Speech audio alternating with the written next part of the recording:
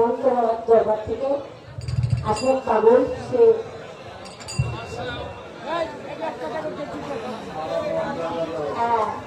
মহন্তের দরবার থেকে হামিদ পাগল আমাকে 200 টাকা অফার করেছেন।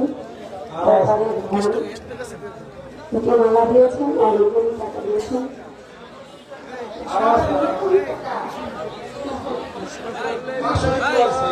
ধন্যবাদ সবাই গানটি সুন্দরভাবে পরিবেশন করার সুযোগ করে দেওয়ার জন্য অন্তর থেকে কৃষ্ণ ভাই।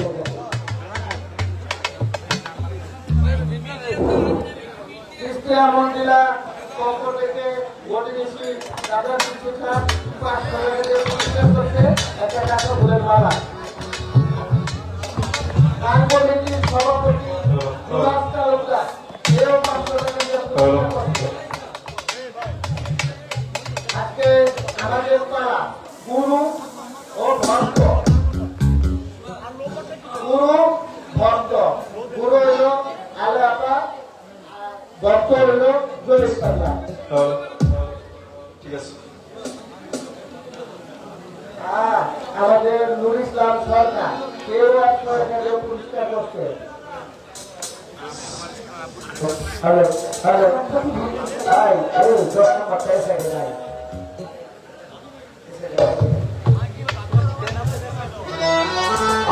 মাফ করবেন। হ্যালো হ্যালো হ্যালো, এই জন্য কথাটা বললাম কারণ জহির পাগল আগে গান গেছে, আপার আগে জহির পাগলের টাকা দেওয়া সম্ভব না। ভদ্রক দেওয়ার বাবা আব্দুল কাদের ছোট ফকিরের দর্শন হলে আল্লাহ পাকে 500 টাকা দিয়ে পুরস্কৃত করা হবে। তার সাথে জহির পাগলাকেও 500 টাকা দিয়ে পুরস্কৃত করা হবে।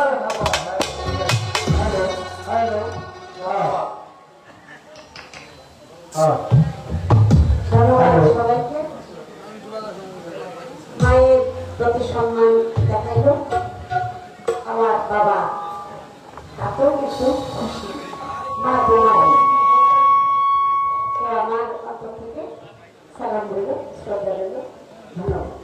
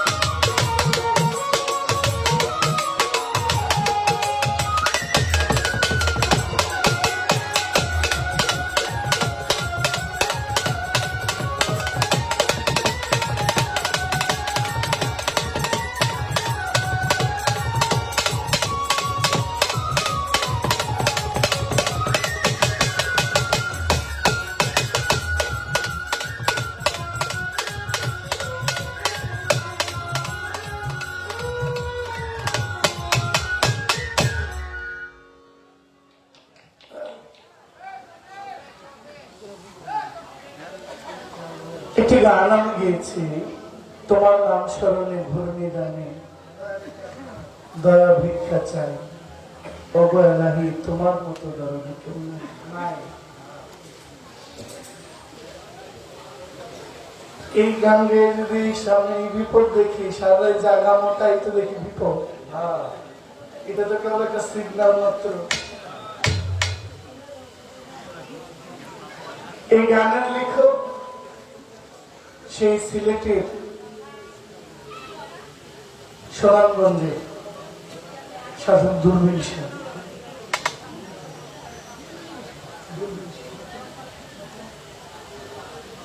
গানে লিখেছেন মা বাবার রমণ ফলে মাতৃগর্ভে পাঠাইলে জরায়ুতে দিয়েছিলে ঠাই। তোমার এই আজব ঘটনা বাবা মা কেউ টের পাইল না, তুমি আলিমুল গায়েবে আল্লাহ সাহেব। এখন প্রশ্ন হইল যে পাগলা হুজুর গাউসুল আজম বড় পীর আব্দুল কাদের জিলানী রহমতুল্লাহ আলাইহি, ওনার বাবা এবং ওনার মা তারা দুজনে মিলে যা চেয়েছেন তাই হয়েছে। এখন সবাই যদি সালে মশা হইতো তাহলে এখানে সবাই বড় পীর হইতো। আমাদের বাবারা যদি সালে মশা হইতো তাহলে আমরা সবাই কি হইতাম? বড় পীর হইতাম। তাহলে আমরা সবাই যদি বড় পীর হইতাম তাহলে ওই যে বড় পীর তিনি বলতে আর কেউ হইতো কুটিতে কুটি মিলে যে ব্যাঙ্গে মালিক মিলে ওই ব্যাংক মিশে না অন্য ব্যাংকের। বাংলাদেশে তো আরো অনেক শিল্পী আছে, আলিয়া বেগম কয়জন হয় কে বাবা? বাংলাদেশে আরো উমেন সিঙ্গার আছে না? আরো আছে। ওনার সমবয়সী, ওনার চেয়ে বয়সে একটু বড় বা যারা অনেকে চলে গেছেন, অনেকেই ছিল না, আবার অনেকে আছে না। আলিয়া বেগম কয়জন হয়েছে? আলিয়া বেগম একজনই হয়। হ্যাঁ, বাবা মা টের পায়। আমি আপনাকে অনেকবার বলছি আপনি মাইকটি কমান, আমার মাইক গুলোর থেকে কমান, এই যে মাইক কমান। আমি অনেক বাজনা নিচে রেখে গান লিখতেছি, যা আছে তাই একটু আউট সাউন্ড দিয়ে কি গান হয়। এরপর জায়গা ছোট, মানুষ কম, ঠিক আছে আমার চলবে। বাবা এবং মা যদি পূর্ণবান হয়, নেকিবান হয়, তাহলে বলতে পারো এটা সবাই না। কি বাবা সত্য না? সত্য সত্য। একটা ছেলে আরেকটা ছেলেকে নিয়ে এক ঘরে যদি 6 মাস থাকে কোনো কলঙ্ক হবে না, অপবাদ হবে না, পাড়ার লোকে সমালোচনাও করবে না। 1 বছর পরে যদি দুইজন ঢুকে তাহলে দুইজনই বেরোইব। কিন্তু একজন স্ত্রী একজন স্বামী যদি একদিন রাত্রি যাপন করে তাহলে পরের মাসে মায় টের পায় যে আমার গর্ভে একটা রতন, একটা মানি এসেছে। এখন এই আলোচনা আমার দিয়ে আসলে হইব না, এই আলোচনা করতে হইব আপনার বয়সের কেউ হইলে। এই আলোচনা যদি আমি করি, আমি শুধু মানুষ, আমার মুখে এই কথা আসলে এটা শোভা পায় না। এখন 1 সপ্তাহে 7 দিন, 7 দিনে 7 দিনে যদি স্বামী এবং স্ত্রী উভয় যদি রাত্রি যাপন করে, কোন দিন সন্তানটা গেছে এটা একটু করতে পারবো? এটা মায় বলতে পারবে, তাও মাস পূরণ হইলে। প্রথম মাসে রক্তবর্ণ, দ্বিতীয় মাসে ঘোলাট বর্ণ, তৃতীয় মাসে 1 টুকরা মাংস, চতুর্থ মাসে দেহের অংশ তৈরি হয়, পঞ্চম মাসে পঞ্চ আত্মা তৈরি হয়, 6 মাসে ষড়রিপু যুগ হয়, সপ্তম মাসে সপ্ত সাগর তৈরি হয়, অষ্টম মাসে দেহে রক্ত পাশ তৈরি হয়, 9 মাসের মাথায় নবভিটা ভর্তি হয়, 10 মাসে 10টা ইন্দ্রিয় বের হয়, হাত পা চক্ষু কর্ণ নাসিকা ত্বক বাত জিহ্বা কণ্ঠ লিঙ্গ 10টা অঙ্গ বের হয়। 10 মাস 10 দিনে একটা জমির পাগলা পূর্ণাঙ্গ হইয়া টের পায় মাস 2 মাস গেলে। আর এখন পরীক্ষা করে অনেকে টের পায় যে কি যেন বেরিয়েছে কাজ কনসেপ্ট করে। কিন্তু গুরুবাদী মানুষ সবাই না। হইলে স্বামী গুরু মানে স্ত্রী গুরু মানে না। বহু লোক আছে ওই স্বামী মাজার ভক্ত, বউ এটা পছন্দই করে না। আবার অনেক নারী মাজারের পাগল, পিরাউলিয়ার পাগল, হলিয়ার পাগল, স্বামী শুনতেই পারে না। আবার অনেকে আছে স্বামী স্ত্রী উভয় খাজা বাবার। সবাই পাগল হলে এই যে মাজার ভাঙে গেলা, সবাই যদি হলিয়ার পাগল হইতো তো মাজার কি ভাঙে গেল।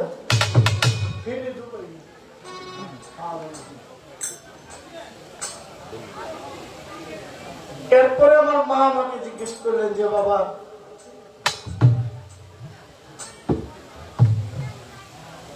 আরেকটি কথা হইল যে কোন দিন জানি আমি মইরা যাই, কি সুন্দর দেহ বানাইয়া এই দেশে দিলা পাঠাইয়া, তাই তো আমরা করতেছি বনাই। হ্যাঁ,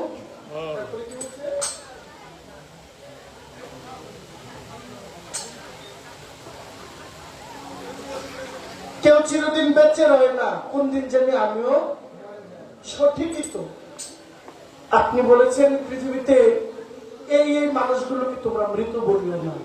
এই মানুষগুলোর মধ্যে একজন খাজা গরিব নাও, একজন বড় পীর আব্দুল কাদের, তারা মৃত নয়। কারণ কোরআনে বলছেন ওলিরা জীবিত, কিন্তু জীবিত হওয়ার পর নফসের দেহের একটা মরণ আছে। কুল্লু নাফসিন যায়িকাতুল মউত, প্রত্যেক জীব তার মৃত্যুর স্বাদ গ্রহণ করবে।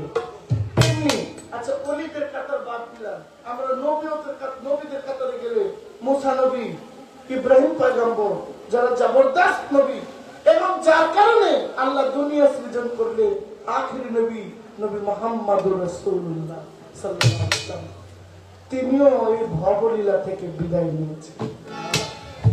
এই কায়াটা বিদায় হয়ে, কিন্তু তিনি হায়াতুল নবী, হায়াতের সাথে রাসূল আছেন, কিন্তু দেহের একটা বিদায়।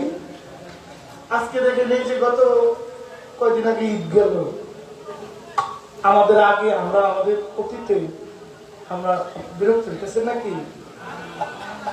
আমরা ঘুম থেকে উঠে আগে দাদা দাদির কবর, চাচা চাচির কবর, আত্মীয়দের মুরব্বী যারা বিদায় হয়ে গেছে তাদের কবরস্থানে যাই আগে কবরটা পরিষ্কার করতে হবে। কবর পরিষ্কার করে ভাঙা টাঙা থাকলে মাটি মুড়ি দিয়া বাঁশ কিলা গাইয়া কবরের মাপটা ঠিক করে, এরপর আতর গোলাপ ছিটাইয়া কবরের আগরবাতি বা বিভিন্ন সুগন্ধি দিয়ে এরপরে গোসল করছি, করে নামাজে গেছি। আবার ঈদগাহ থেকে নামাজের থেকে আইসা দরবান্দা হুজুরে নিয়ে কবর জিয়ারত করছি। এই ঈদে চাস্তু বাইরের ফোন দেওয়া আনাইতে পারি না, আয়স না একটু কবরটা জিয়ারত করি, ব্যস্ত। আরে আয় চাচার কবরটা একটু জিয়ারত করি, কবরের পাশে একটু যাই, একটু দোয়া করি। ভাই তুই যা, আমি কাপড় খুললে লাগছি, ভাই খাইলে গেছি। হ্যাঁ ব্যস্ত তো, যারা এখন ব্যস্ত তাদের জন্য একদিন আমরা ব্যস্ত হইয়া যাব। অনেকে কালার লাইনে কইছে আমার চিনস, এই কালার লাইনে যারা কইছে তুই আমার চিনস, এমন অনেক লোক কবরে শুয়ে গেছে, কবরের মাপ ঠিক নাই। যত খবরদারি, যত জমিদারি, যত প্রভাবশালী মানুষ হবে, মরণ একদিন হবে। ওই ভাবের করে গিয়ে বলছে যে একদিন আমিও মরে। এই দুনিয়াতে আইসা যারা মরার আগে মহিলা মরণটাকে জয় করে যেতে পারছে তারা মরে না। এমন অনেক লোক আছে এই কুকুটিয়াতে বিদায় হয়ে গেছে, বছর হয়ে গেছে, কেউ মনে রাখে নাই। আবার এমন অনেক লোক আছে এই যে কদম মোস্তাক, রশিদ মোস্তাক, চান মোস্তাক, মনে রাখছেন না? আপনাদের মনে মনে আছে না? বছর গেলে বাতি ধরানোর লোক আছে, কেউ না থাকলে একটা পাগলে গিয়ে কত বস্তারে দরবারে বাতি ধরানো। তাইলে এই ঘটনা মহিলা জীবিত হয়ে গেলে আর তার মরণ নেই। তবে এটা সবার দ্বারা হয় না। সবাই মিলে সবাই আল্লাহ মিলে এই জায়গা দুজক থেকে আল্লাহকে বানাইছি, রাখলাম এখানে। এবার পালা দিলেন গুরু এবং মায়ের বলছেন, মা ছেলের মধ্যে কোনো পাওয়া হয় না। মায়ের স্নেহ এর চেয়ে শান্তির আর কোন জায়গায় না। যেহেতু একটা পালা, একজন দিবে একজন নিবে, একজন শিক্ষক আরেকজন হলো ছাত্র। আমি একটি গান করি, অসম্ভব সুন্দর একটি গান গেয়েছেন খাজা বাবা, খাজা বাবা মার হাবা মার হাবা, গেয়েছিল নবী গুণগান। আমার খাজা বাবা যে নবীর সাথে যে গুণগানটা গেয়েছিল, এই গানটা একটু শোনাই, এটা আপনাদের সবাই আবদার।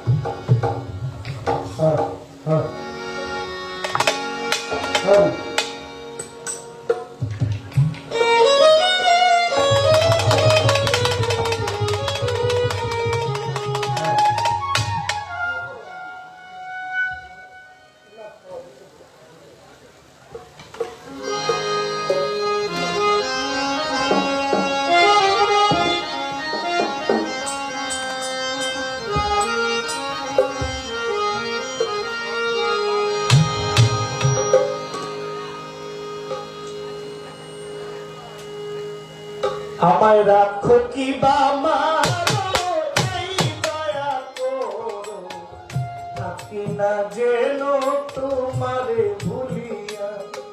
আমায় রাখো কি বা মারো, এই দয়া করো, থাকি না যেন তোমারে ভুলিয়া। দয়াল থাকি না যেন তোমারে ভুলিয়া। আমায় রাখো কি বা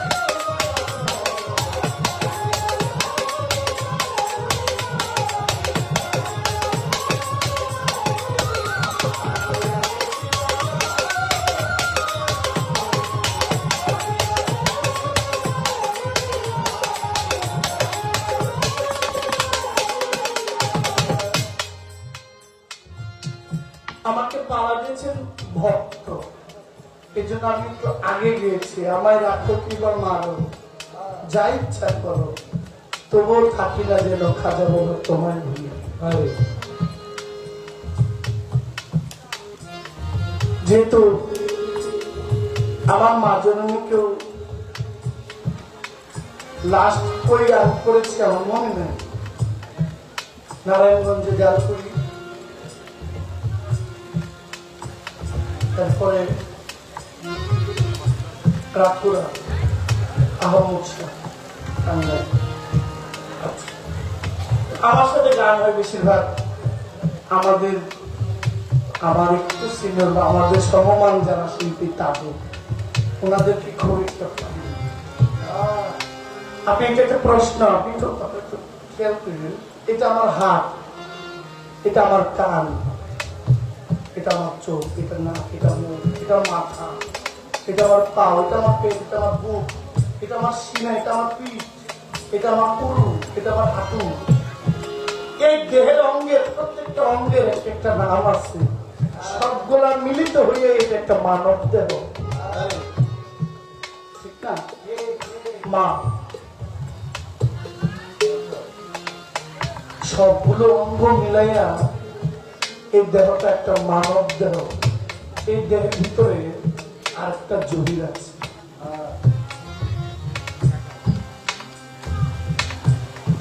ওই জহিরটা মরে না, ওই জহিরটা জবাবদিহিতার কাজ করায় দাঁড়াবে। আমি ওই জহিরটাকে চিনতে চাই। একটা হাতটা থাকলেও মানুষ বাঁচে, একটা পাওনা থাকলেও মানুষ বাঁচে, দুই পাওনা থাকলেও মানুষ বাঁচে। অনেক মাজারে গেলে দেখছি অনেক পাগল নাভির নিচটার অর্ধেকটাই নাই, ভিক্ষা করে, মানুষটা বাঁচে।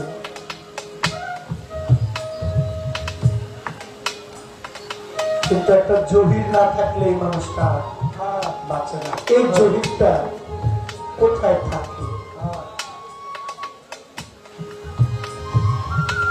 এই জহিরটাকে চিনতে হলে আমাকে কি করতে হবে?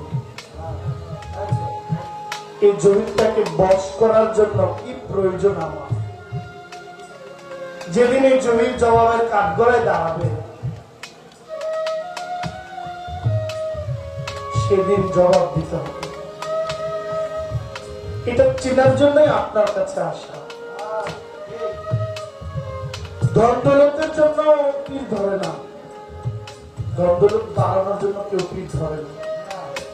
আমার মনে হয় আবার অনেকে ধরে, বাবা ছেলেটা ইটালি যাবে, অনেকে অনেক আকাঙ্ক্ষা থাকে। আমার এসব না,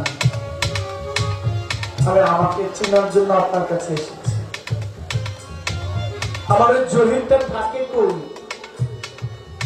ওখানে আর কেউ আছে না, জহিরই আছে। চিনতে হলে আমাকে কি কি করতে হবে? তাকে ঠিক করতে হলে আমাকে কি কি করতে হবে? এটা আপনার কাছে আমার জিজ্ঞাসা, আমার জন্য। পবিত্র কোরআন শরীফে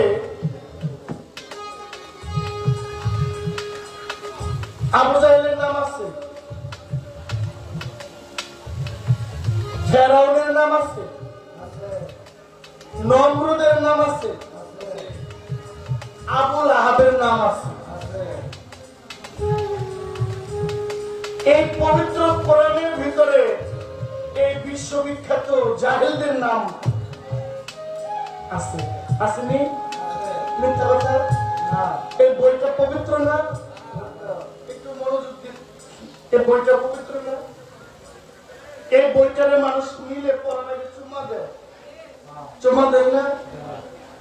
এই চুমার মধ্যে, এই পবিত্র বইয়ের মধ্যে আবু জাহেলের নাম আছে, উতবা, সাইবা, ফেরাউন, নমরুদ, বিশ্বের পৃথিবীর ইতিহাসে যত ধরনের নষ্ট মানুষ আছে, যারা আল্লাহর সাথে শিরক করেছে, যারা আল্লাহর সাথে গাদ্দারি করেছে, তাদের নামও তো এই কোরআনে আছে।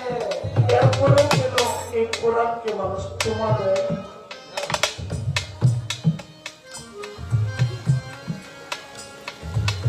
চুমাটা কি ভালো কাজেও করলো না মন্দ কাজেও?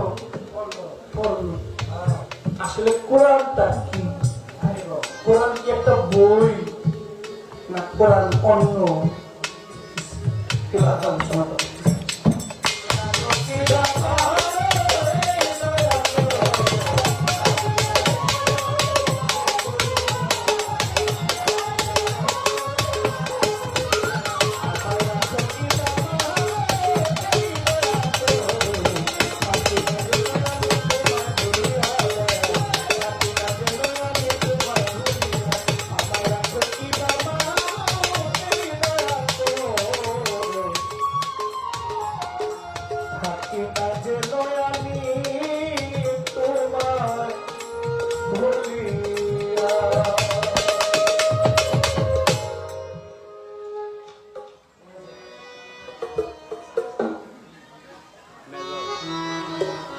একটা মাইজ ভান্ডারি গান গাইব, আমার মসজিদ দিনে কেউ দিবে না জান্নাত করতে।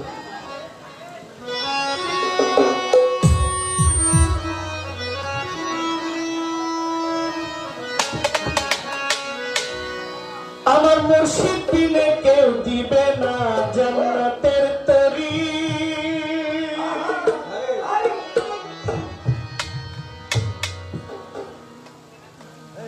আমার মুর্শিদ বিনে কেউ দিবে না জান্নাতের তরি।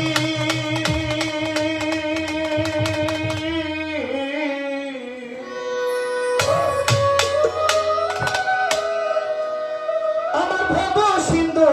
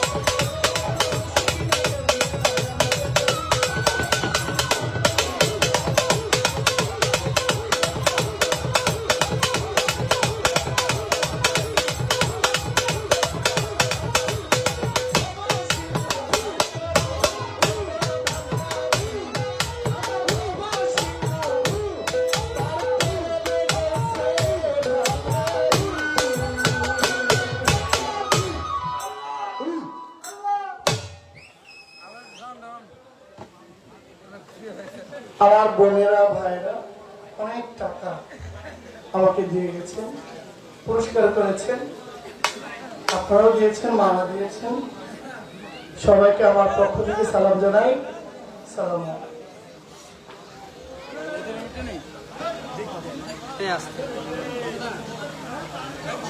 জয়ীর পাগল, কাঁচামামার পাগল, নুরু ভান্ডারী ঝাপটে দেওয়াগত 500 টাকা দিয়ে পুরস্কৃত করেছেন আমাদের দরবারের পক্ষ থেকে বিপ্লব সৃষ্টি সাহেব। তিনি 500 টাকা একটি ফুলের মালা দিয়ে পুরস্কৃত করেছেন। যাবতীয় দরবার শরীফ হইতে বাবা সাত্তার বস্তান বাবা ইউটিউব দরবার শরীফের 200 টাকা।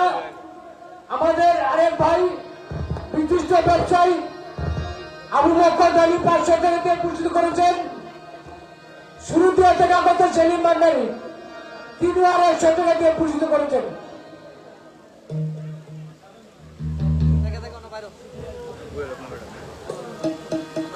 আমার গান শুনে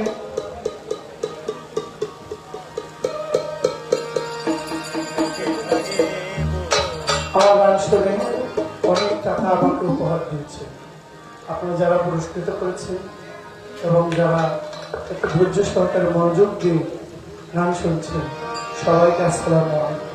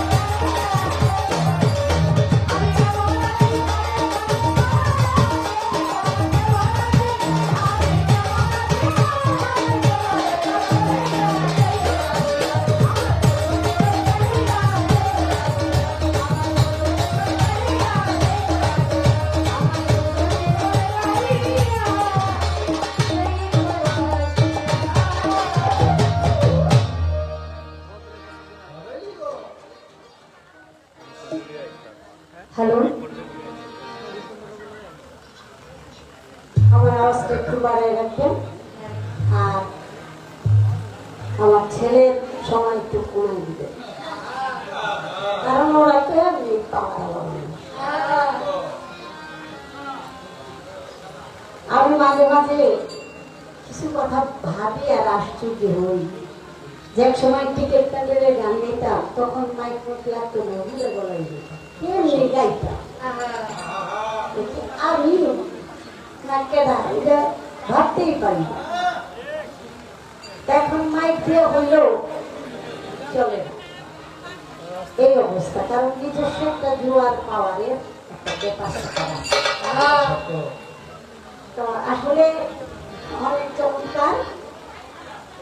এই গানগুলি শুনলে ভিতরে যার নাকি আত্মা আছে, তার আত্মার ভিতরে এমনি একটা নাচ বলে যে নাচে সেই তো নাচে। এটা হলো আত্মার নৃত্য। যার নাকি কাল অন্তর নৃত্য করে না, সে কখনো বাঁচতে পারে না। এই কাল্পের নাচনে নৃত্যে তার ভিতরের যত জড়তা আছে, পর্দা আছে, সেই পর্দাগুলি কেটে কেটে নূর উপস্থিত। তো সেই একটা আনন্দ মুখর সঙ্গীত আমাদেরকে উপহার দিয়েছেন। এই যে অন্তর থেকে দোয়া রাখি এরকম অন্তরের ক্ষুধা নিবারণ করার জন্য আল্লাহ তাআলা কিছু মেহমান আমাদের মাঝে পাঠান। যারা শিল্পী তারা আল্লাহর তরফ থেকে মেহমান। কারণ গান করেছেন আমার খাজা বাবা, শুনেছেন আমার গৌস পাক। গৌস পাক বলেছেন আমার মতো শুনতে পারলে তার শুনতে পারণ নাই, তোমার মজুদি কত যদি গাইতে পারে তার গাইতে কোনো বাধা নাই।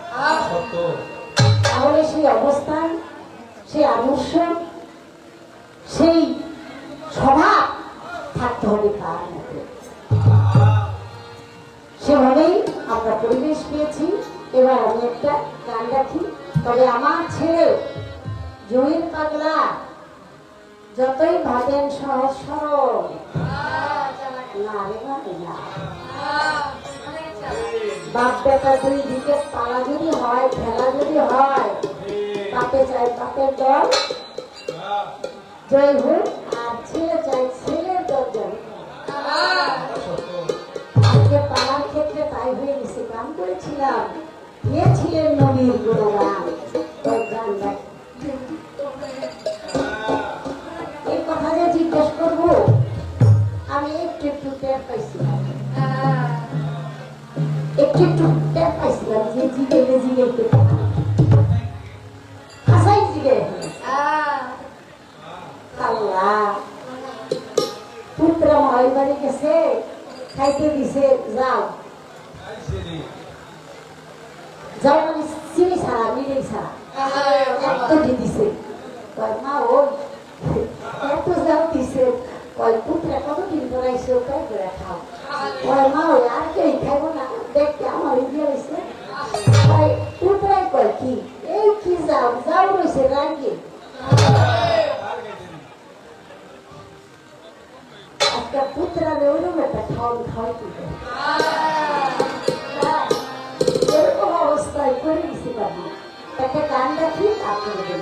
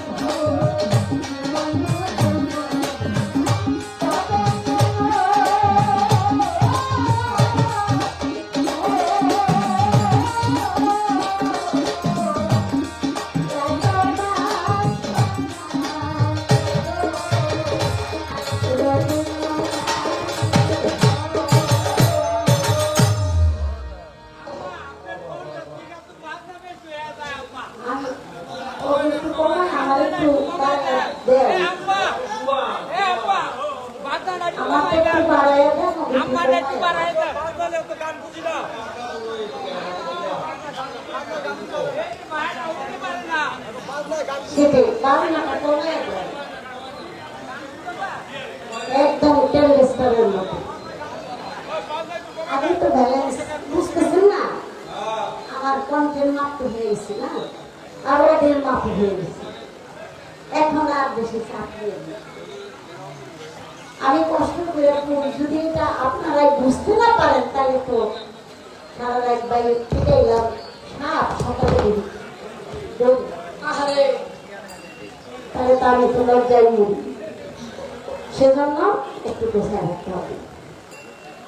আমার এই গানটা হয়ে গেল, এই গানটার ভিতরে এক একটা ছন্দে এক একটা ঘটনা সমগ্র, এগুলো তো অল্প সময়ে বলা যাবে না। এই বিষয়গুলি আপনাদের সমস্ত মুখস্থ করতে আছে। এই পৃথিবীর বুকে সাইজুল আলম বলেছেন, রবে না এ ধন জীবনা যৌবন, তবে কেন মন এত কামনা বাসনা আশা আকাঙ্ক্ষা লোভ লালসা যতক্ষণ পর্যন্ত তুমি বর্জন না করতে পারবে ততক্ষণ পর্যন্ত তুমি পরমকে অর্জন করতে পারবে। তোমার ঘটির মধ্যে যদি দুধ নিতে হয় তাহলে ঘটিটা পানি দিতে করতে হবে, পানি খেলে তবেই তুমি সেই ঘটিতে দুধ দিতে পারবে। ওই পানির মধ্যে যদি তুমি দুধ দাও সেটা আর দুধ থাকবে না, সেটা পানি। তো সেই জন্য আবর্জনা যুক্ত দেহ রাজ্য যতক্ষণ থাকবে, কালবের মধ্যে যতক্ষণ পর্যন্ত ইবলিশ শয়তানি অসুরা দুনিয়ার মুখে তোমার চিন্তা ভাবনা থাকবে ততক্ষণ পর্যন্ত তুমি এই রাজ্যের মধ্যে সেই পরম সত্তাকে আনতে পারবে না। আর তুমি যতই মুখে ডাকাডাকি করো কিন্তু পরম এসে বসবে কোথায় সেই জায়গাটা যদি তুমি জানি না। যেখানে পরম বন্ধু বলবে সেই জায়গাতে এখন বসায় রাখছে শয়তান, অর্থাৎ সেই কালটা হলো অন্ধকার। কালকের মধ্যে তো সেখানে গুণগান হয় না, সেখানে অন্ধকার, সেখানে পারিপার্শ্বিকতা রয়ে গেছে। ওই যে সরকারি ঋতুর কথা বলছি, এই জন্য তোমার কি করতে হবে, তোমার সেই ষড়ঋতু মুক্ত হইতে হবে। ষড়ঋতু মুক্ত হওয়ার জন্য তোমার একা শক্তি নাই, তাই একজন আমি মুর্শিদের কাছে গিয়ে কি করতে হবে, যে কাজটা শয়তানে করে নাই ঠিক তোমার ইনসান হইয়া সেই কাজটা, সে কাজটা কি, সেটা হলো আল্লাহ তাআলা আদমকে সৃষ্টি করে ওই যে প্রতিনিধিত্ব দিয়েছেন আদমকে, আর বলেছিলেন হে আমার ফেরেশতাকুল তোমরা সবাই মিলে আমার সম্মুখে আমার আদমকে তোমরা সেজদা। এক বাক্যে আল্লাহকে আল্লাহ ভেবে মালিক ভেবে সবাই সেজদা করেছিল, করে নাই শুধু কে, মাকরুম। তখন তার নাম যদি 20 শতাংশ ছিল না, তখন নাম ছিল তার মাকরুম হাবিব, অর্থাৎ 70,000 ফেরেশতার মাস্টার। তাই সে বলেছিল পাক পরওয়ারদিগার আমি হইলাম 70,000 ফেরেশতার মাস্টার, আদমকে আমি বানাইলাম মাটি দ্বারা, আমি কিভাবে ওই ভাগের আদমের সামনে সেজদা করি, আল্লাহকে বিবেচনা করে। আমি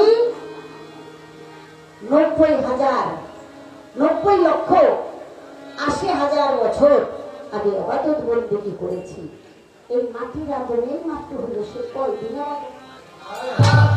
তার মধ্যে চলে আসছে ইবাদত বন্দেগীর একটা অহংকার। আর বলা হয়েছে অহংকার হইল সবচেয়ে পতনের। দুনিয়ার মধ্যে যত বড় ধনী জ্ঞানী যত কিছু হন, বিন্দু পরিমাণ জ্ঞানের ধনের ইবাদত বন্দেগীর বিনিময়ে যদি আপনি চিন্তা করেন যে ও তো ইবাদত বন্দেগী করে না, আমি ইবাদত বন্দেগী করি, তাহলে ওর চেয়ে আল্লাহর কাছে আমি প্রিয় বেশি। এটা যদি আপনি মনে মনে চিন্তা করেন তাহলে আল্লাহ তাআলা করে দেওয়ার হবে। আল্লাহ কাকে কোথায় দিবেন এটা আল্লাহ মালিক। আমি তার বান্দা, আমি তার বন্দেগী করে যাব। এই বন্দীকে কোথায় নেবে এটা? এটা বিবেচনা, এটার বিচার একমাত্র মালিক আল্লাহ। অর্থাৎ সে যখন বারবার অস্বীকার করে বিবেচনার প্রসঙ্গ নিয়ে আসে, তখনই আল্লাহ তাআলা বলেছেন, ওরে নাফরমান, আমি তোকে দিয়েছিলাম সম্মান, ছিলি তুই জিনের সন্তান, দুজকের মধ্যে জন্ম হয়েছিল, সেখান থেকে ফেরেশতাগণ আমার কাছে আবদার করলো, আল্লাহ তাআলা একটি ফুটফুটে শিশু, তাকে আমরা আমাদের কাছে এনে লালন পালন করে আমাদের মতো ইবাদতবন্দেগী শিক্ষা দিয়া আমাদের ফেরেশতা খুলে নিয়ে আসবো, আপনি আমাদের সুযোগ দেন। তাই ফেরেশতার অনুরোধে আমি তোকে বাঁচায় রাখলাম, ইবাদতের সুযোগ দিলাম। এখন আমার প্রিয় আদম, যাকে আমি প্রতিনিধিত্বের দায়িত্ব দিয়েছি এবং আমি আদেশ করেছি সবাইকে সাজদা করার জন্য, আর আমাকে তুই বিবেচনার প্রসঙ্গ শিখাস, আজকে আমি তোর প্রতি বেজার হয়ে গেলাম। দিয়েছিলাম না চাইতে উপহার, আজকে তোর প্রতি হয়েছি বেজার, আজ আমি তোকে করলাম পুরস্কার, আর আমার ফেরেশতার পবিত্র সত্তা থেকে তোরে করলাম হে নাফরমান, চলে যা। নিকৃষ্ট এবং সর্বনিকৃষ্ট অপমানী লাঞ্ছনা তোর ভাগ্যে, তাই মানব সেদিন থেকে নাম হলো ইবলিস শয়তান। এটার কারণ ছিল কি বাবা? এটার কারণ ছিল একমাত্র সে আদমকে শ্রদ্ধা করে নাই। আল্লাহ তাআলা যে আদমকে শ্রদ্ধা করবে সন্তুষ্ট হন, আর সে আদমকে শ্রদ্ধা করে নাই, এই জন্য আল্লাহ তাআলা বেজার। তাই বাবা, সেই শয়তান কিন্তু প্রতিজ্ঞা করেছিল, আল্লাহকে বলেছিল, আল্লাহ গো, আমি যে এতদিন ইবাদতবন্দেগী করলাম, দয়া করে আপনি আমাকে কিছু দিবেন না? আর আল্লাহ বলেছেন, আমার কাছে যদি কেউ চায়, আমার কাছে অভাব নাই, তুমি শুধু চাও, তাহলে আমি কেমন পর্যন্ত হায়াত চাই, আল্লাহ বলে দিলাম, আর যখন মনে চাই তখন যেন আমি যে কোনো রূপ ধরতে পারি। আল্লাহ বলেছেন, ঠিক আছে, তবে আমার রসুলের রূপ তুমি ধরতে পারবা। এখন সাইজির আলম কি বলেছেন? যেই মুর্শিদ সেই তো রসুল, ইহাতে নেই কোনো ভুল। তাহলে যে নাকি একজন কামেল মুর্শিদের পরে চিহ্ন করে ওই রূপ চেহারা অন্তরের মধ্যে অঙ্কন করেছে, তার সামনে যদি শয়তান দাঁড়ায়, সে চিনে নেবে, কারণ আমার মুর্শিদের রূপ কখনো শয়তান ধরতে পারবে না। যদি আপনি মুর্শিদ না ধরে থাকেন, তাহলে আপনি যত বড় ইবাদতবন্দেগী করেন, মৃত্যুর তাড়নায়, মৃত্যুর সময় আপনার বুকের ছাতি ফেটে যায় পিপাসায়, ওই মুহূর্তে হয়তো শয়তান লেবাসদারি ধার্মিক একটা রূপ সেজে এক গ্লাস পানি হাতে নিয়ে আপনার গালের মধ্যে ঢুকাই দিতে পারে। সে আপনার মুর্শিদ না, সে আপনাকে ঈমান সম্পন্ন ধ্বংস করার জন্য তার পেশাব আপনাকে মুখে ধরবে। যেহেতু আপনার তরিকার মধ্যে আসেন নাই, গুরু ধরেন নাই, কারণ বেলায়েতের জামানায় আপনাকে একজন মুর্শিদের অনুসারী হতেই হবে। যে নাকি মুর্শিদ ধরল না, সে শয়তানকে চিনতে পারল না, সে ধোকার মুখে হয়ে গেল। তাই আমি এখানে বলার চেষ্টা করলাম, আপনি একমাত্র আপনার সম্পদ কে? আমার মুর্শিদ। মুর্শিদের সন্তুষ্ট, আমার সন্তুষ্ট। মুর্শিদের কাছে আইসা যখন আপনি তার পদে চুম্বন করবেন, করার সাথে সাথে আপনার ভিতর থেকে, মস্তিষ্কের থেকে ইবলিসের শয়তানের অসরা দূরীভূত হয়ে যাবে। গুরুবল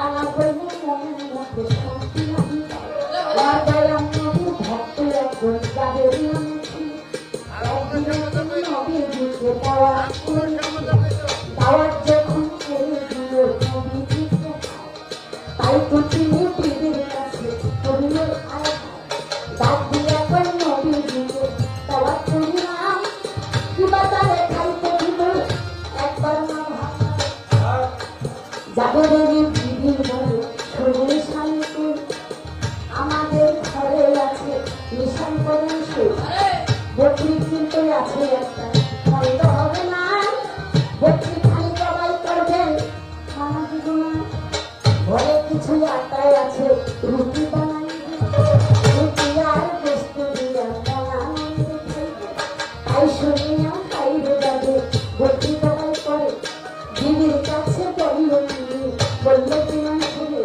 রুটি গুলি ভাই বাটিনে আসার পরে হায় গরম গরম বস্তু রুটি খাইবে মস্ত খায় আর সাথে সাথে খুশি হয়ে না খুশি হয়ে আমাদের সাথে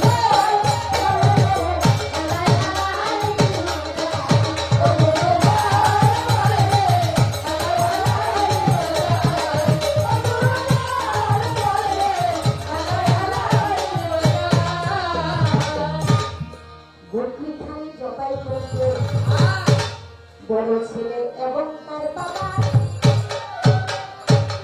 বকরি কিন্তু আদর করত তার ছোট ছেলে জানেন তাই ছোট ছেলের প্রিয় কিন্তু এই বকরিটা ছিল ওই ছোট ছেলে যখন নাকি খেলা করতে গেল এমন সময় বাপ আর বড় ছেলে করিল জবাই গোস্ত বানাইয়া রাখলো শুনিলেন সবাই চলে গেল দয়াল নবী সাথে আমি যে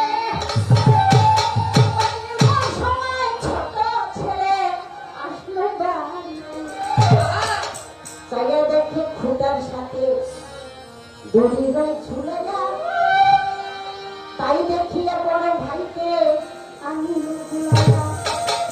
ভাইজান আমার বকরি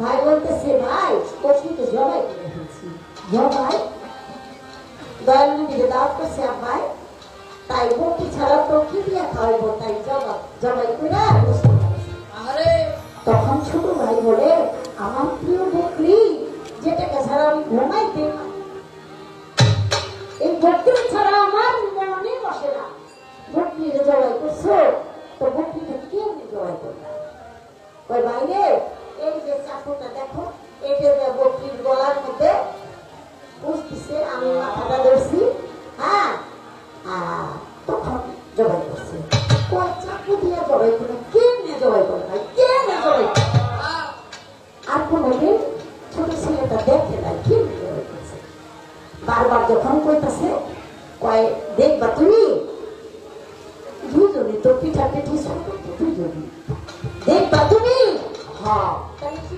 সব দেখা চিত হইয়া শুইল যখন ওই যে ছোট ভাই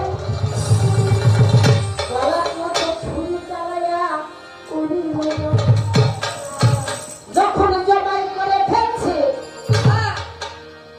হাত পাও কাঁপতে কাঁপতে তার প্রাণ পাখি উড়ে গেছে ও ভাই ভাই ও ভাই ভাই বলে যখন চিৎকার দিছে মা পাক ঘরের থেকে আইসা দেখে তার ছোট ছেলে চিরদিনের জন্য তাই দেখে মা তো করবে কি সারা ছাই নাড়া নিয়া একটা দৌড়ানি দিছে আমার বুকের মানে শেষ করে ফেলেছিস তুই তারও বাঁচতে দিব না এই কথা শুনে ওই ছেলেটা দৌড়াইয়া পশ্চিম বাড়ির ছাদে উঠছে আর পিছলাইয়া নিচে পড়া সাথে সাথে ওই ছেলের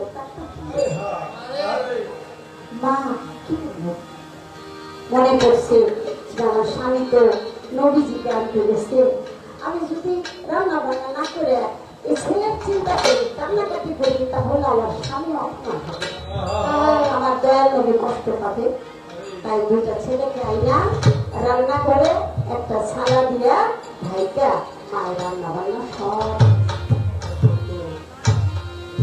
চলে আসছে যাদের নবীজি। দিদি গো তোরা কোন?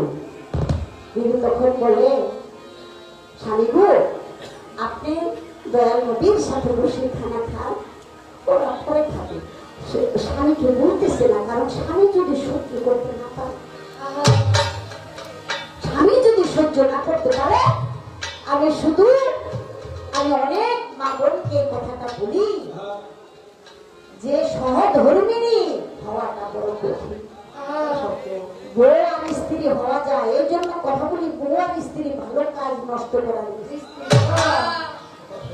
যে বাড়ির মেয়ে মানুষ মাতবরি আর বাহাদুরি করে, ওই স্বামীর মতো পুরা কপালকে আর জগতে কেউ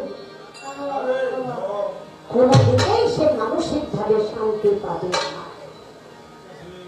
যাই কিছু বলে না, কিন্তু করিয়ে যেটা একদম পচাচ্ছে।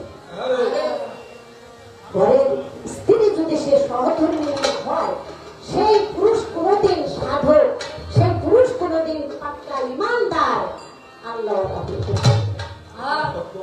তাই বউ আর স্ত্রী ছাড়া তাকে হইতে হবে সহধর্মী, স্বামী হবে ধার্মিক, তার ধর্ম কর্ম সর্বদিকে সহযোগিতা করার জন্য তার ঘরে দিদি স্বামী যখন যেটা করবে সেটা হাসি মুখে গ্রহণ করে নিতে।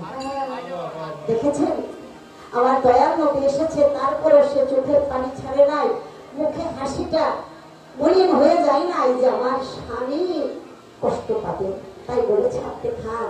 আমার দয়াল নবী বলেন, ওরা পরে খাবে। আমার রাসূল বলেন, না না, ওদের ছাড়া খাওয়াই যাবে না। তখন যে বললো, তুমি ওদের ছাড়া বলে রাসূল খাবে না। তখন স্বামীর পা স্বামী বলে, ওরা তো দুনিয়ার মধ্যেই না, দুনিয়ার মধ্যে নাই, ওই গেছে। তখন ওই ছালাটা উঠে দেখলো সোনার চাঁদ ছিল দিলে